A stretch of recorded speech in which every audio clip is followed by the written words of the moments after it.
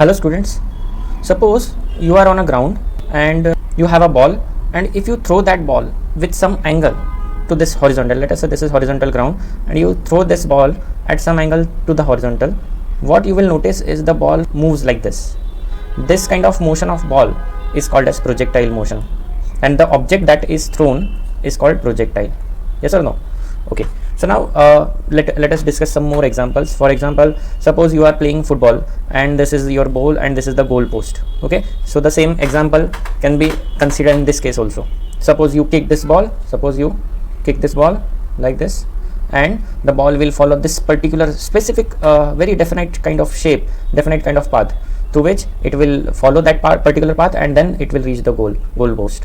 Let us say we have a stone, okay, and we throw that stone with some initial velocity u vector. Okay, see, this projectile motion is a two-dimensional motion, so you have to consider the x-axis, which is horizontal. Generally we take x-axis as horizontal axis and we take y-axis as the vertical axis, and we throw that object. Let us say we have a small particle, small stone, and we throw that stone with this particular initial velocity u, and since its velocity, it is a vector quantity, so your particle will follow this particular path and it will fall somewhere on this ground along this x-axis, obviously on the ground, at some distance r. This distance r is called as range of the projectile. This distance r is called as range of the projectile. And now this is a two-dimensional motion. You can see the object is moving forward as well as its height is also increasing. You can see here the height is increasing upwards as well as the object is moving forwards. So there are two motions involved in the same motion, forward motion as well as up and down motion. So such kind of motion is a two-dimensional motion. So projectile motion is a example of 2D motion. It is a 2D motion, two-dimensional motion, or you can say this is motion in a plane. Okay, now what we can do here, we can split the motion in x part of the motion and y part of the motion, or the horizontal motion and the vertical motion. We can find the range r, we can find the height up to which this object can go in vertical direction. You can also find the time for which it will be under flight. So that tf is called as time of flight. This tf is called as time of flight. Okay, and this h is called as maximum height. So you can also find equation of trajectory. So split the motion in two parts: x motion, that is horizontal motion, and y motion, that is vertical motion. Okay, so your motion, since your velocity u vector, you can see this velocity vector u is at some angle, yes or no? So it is inclined to the horizontal at some angle. So what we can do is we can define some angle over here with the horizontal. Let us say this angle is theta. So we know from our basic vector knowledge that we can split this velocity vector into two vectors, one in x direction and another in y direction. So since it's a x component is near theta, so you can remember that this component will be cos theta. Okay, so this will be u cos theta, and this another component will be u sin theta. Okay, so you have a velocity in x direction, initial velocity in x direction, that is u cos theta, and initial velocity in y direction, that is u sin theta. You can see that from the figure, yes or no? Okay, now there is one more thing. This kind of motion is accelerated motion, and there is one acceleration which is in downward direction, and that acceleration is g.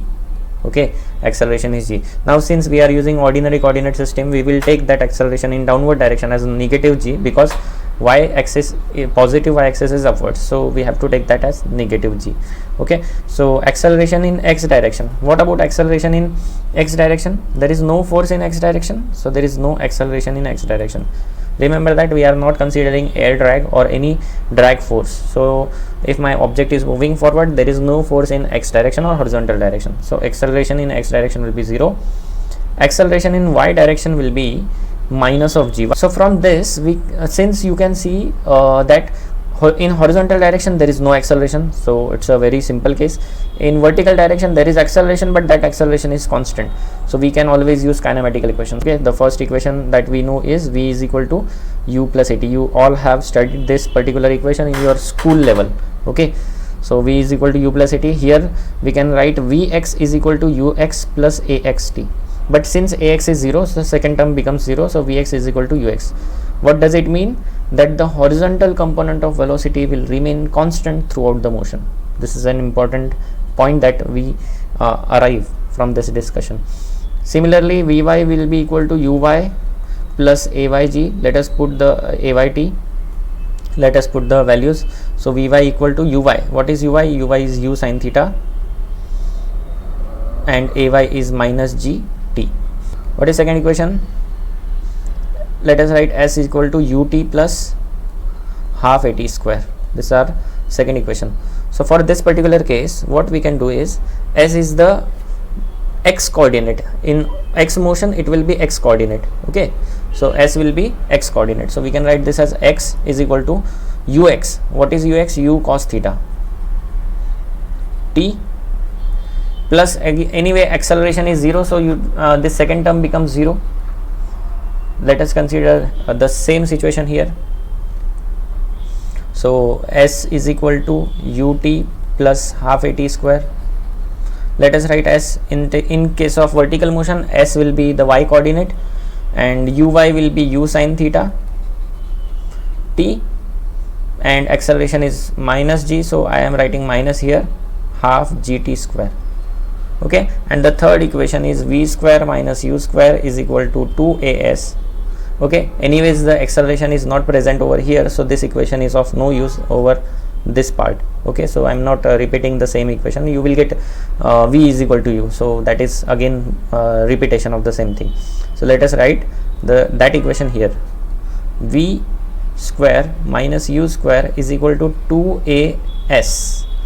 Here in y motion it will be vy square minus uy square equal to twice ay, and this will be y. Let us put the value. So vy square minus uy is your u sin theta, u square sin square theta equal to 2 ay will be minus g and times y. So this will be your equation. You can remember this, or you can rearrange this equation like vy square equal to uy square. So uy square will be u square sin square theta minus 2gy. Okay, we will find equation of trajectory from this equation. So equation of trajectory is basically relation between x and y. Equation of trajectory. Okay, so it is basically relation between x and y relation. So only x and y should be the variables. So now we have two equations, one in x and another in y. So let us write those equations. This one is equation in x, so let us write that equation. X is equal to u cos theta t. Let us write this as equation 1. And now we have another equation for y. Y is equal to u sin theta t minus half gt square. Now since in both these equation, let me write this as equation 2. In equation 1 and 2, if you just observe equation 1 and 2, you will find that u cos theta and u sin theta, these are constant, acceleration g is constant, this time t is a variable. Okay, so we can write time t is equal to x upon u cos theta, and we will eliminate this time t from these two equations. So we will substitute value of t in from one equation to another equation. We will put this value of t in equation 2. So what we get is y is equal to u sin theta. Instead of t, we can write x upon u cos theta minus half gt square will be x square upon u square cos square theta. Okay, and this u and u gets cancelled. Okay, so what is left is tan theta x minus half g x square upon u square cos square theta. So this is your equation of trajectory.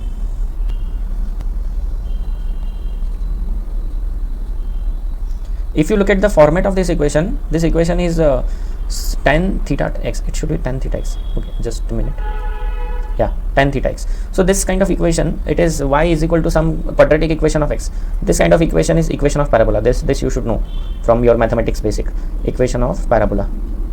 Okay, whenever you have some kind of equation where there is y which is related to quadratic equation of x, then you can say that it is equation of parabola.